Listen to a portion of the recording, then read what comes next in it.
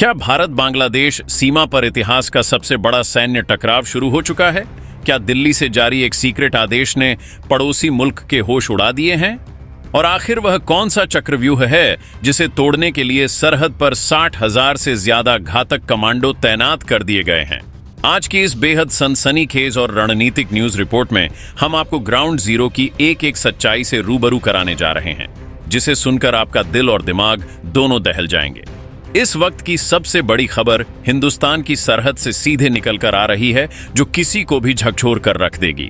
पूर्वी मोर्चे पर वह धमाका हो चुका है जिसकी आहट दुश्मन ने सुनी तो जरूर थी, लेकिन उसने यह मानने से इनकार कर दिया था कि भारत अब पहले वाला नरम मुल्क नहीं रहा। सालों तक शांति की बातें सुनकर सामने वाला पड़ोसी यह गलती करने लगा था कि हिंदुस्तान सिर्फ बयान देगा, केवल विरोध दर्ज कराएगा और फिर फाइलों में सब दब जाएगा। लेकिन इस बार कहानी पूरी तरह पलट गई है।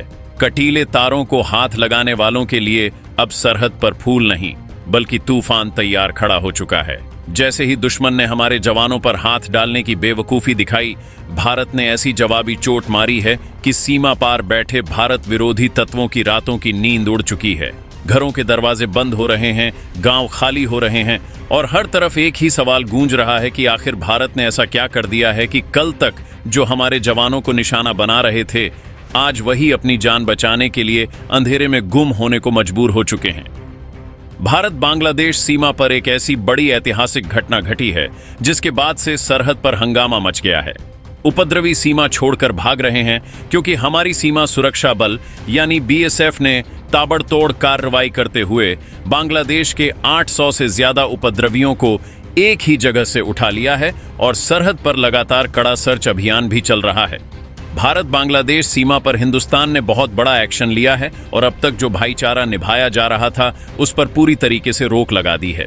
जब सामने वाला पड़ोसी हमारी शराफत को न समझ पाए और इसे कमजोरी समझने की भूल करता है तो वह उसके लिए सबसे बड़ी मुसीबत बन जाती है और यही इस वक्त साफ होता हुआ दिखाई दे रहा है।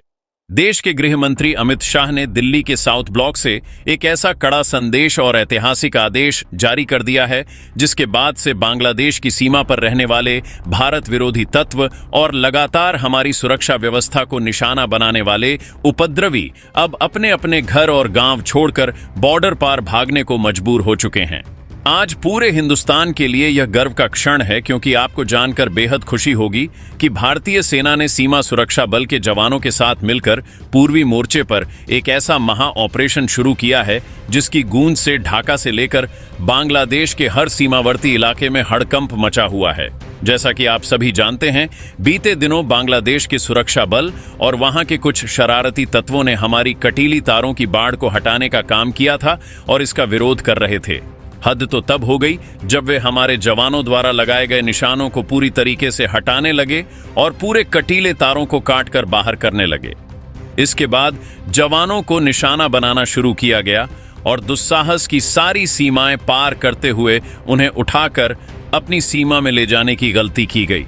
लेकिन यह नया भारत है। यहाँ थप्पड़ का जवाब केवल कागजी विरोध से नहीं दिया जाता बल्कि थप्पड़ की गूंज इतनी ज्यादा होती है कि सामने वाले के कान फट जाते हैं। जैसे ही हमारे जवानों पर हाथ डाला गया, सरहद पर दोनों देशों के बीच तनाव इस कदर बढ़ गया कि हमारे जांबाज जवानों ने भी तुरंत जवाबी कार्रवाई करते हुए सीमा पार से उनके 2 से ज्यादा सैन्य कमांडरों को धर दबोचा और अपनी कस्टडी में ले लिया। इस करारे पलटवार के बाद से सीमा पर बौखलाहट में तोड़फोड़ और पथराव शुरू हुआ, जिससे हमारी सुरक्षा अवसंरचनाओं को काफी नुकसान भी उठाना पड़ा।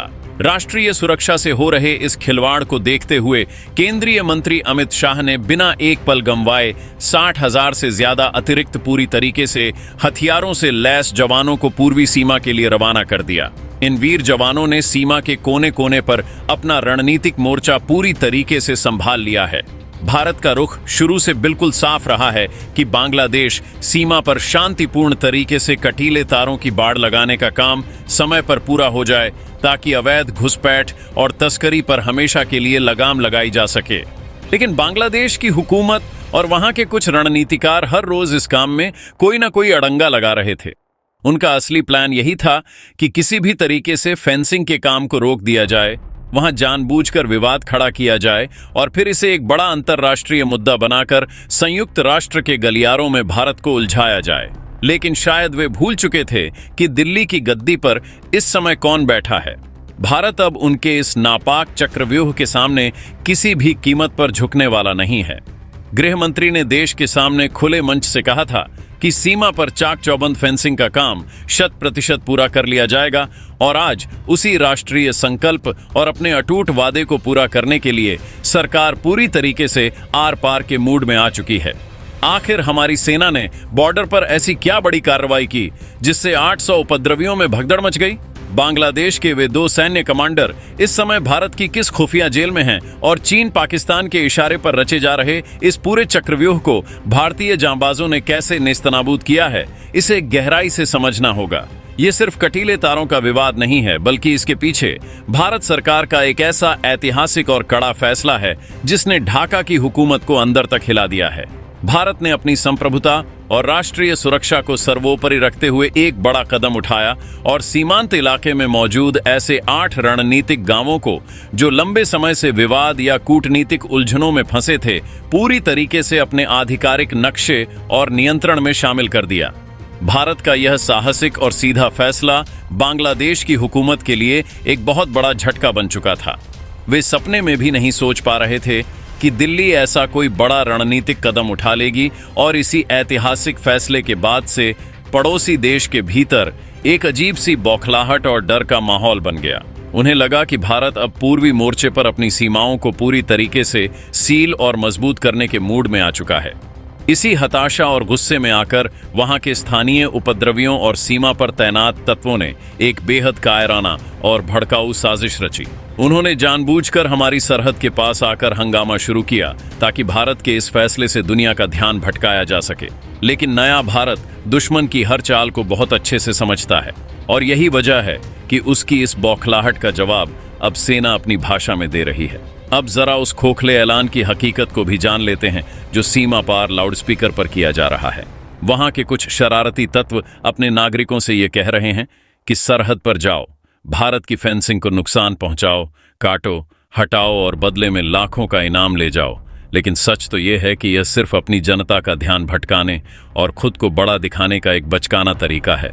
भारत ने इसके बाद जो किया उसने उनकी और भी ज्यादा मुसीबतें बढ़ा दी हैं। दरअसल भारत ने इस पूरे घटनाक्रम के बाद सीमा से सटे हुए 4 किलोमीटर के दायरे को बफर जोन घोषित कर दिया है।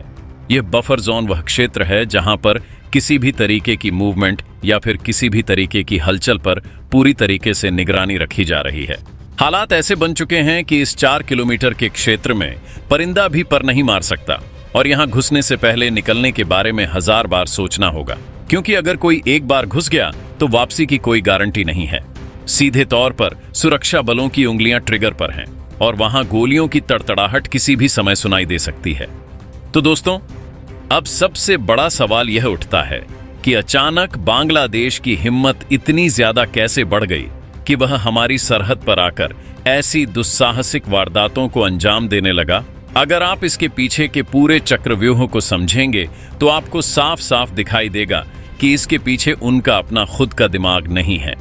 इसके पीछे असल हाथ उन विदेशी ताकतों का है जो पिछले कुछ समय से वहां की जमीन का इस्तेमाल भारत के खिलाफ एक परोक्ष तरीके से नापाक हरकत के रूप में कर रही है। खुफिया रिपोर्ट के मुताबिक कुछ पड़ोसी मुल्कों की एजेंसियां पिछले कई महीनों से वहां सक्रिय कट्टरपंथी संगठनों और तत्वों को भारी फंडिंग और उकसावा देती हुई पाई गई है।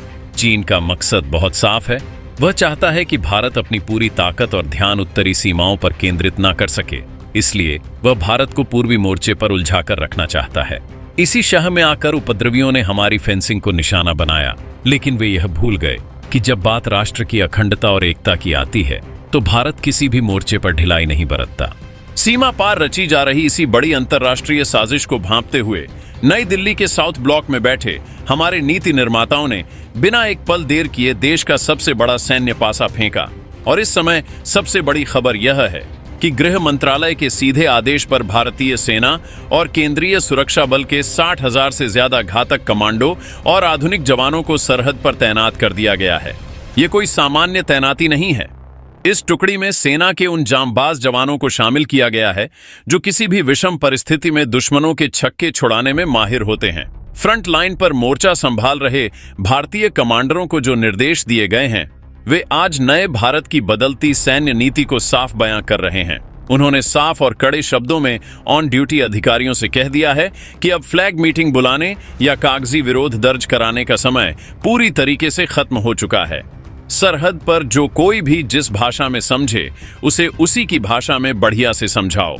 अगर समझाने के बाद भी वे सीधे रास्ते पर नहीं आते हैं तो उनके साथ क्या सलूक करना है ये पूरी तरीके से सेना खुद तय करे।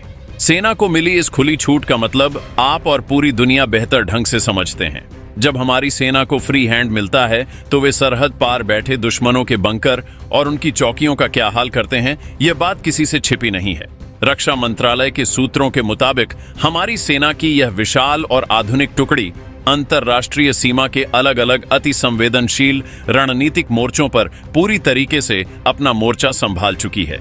इसके बाद अगर सीमा पार से 1 इंच भी धागे को हिलाने की कोशिश की गई तो उसका अंजाम सामने वाली हुकूमत को भुगतना होगा।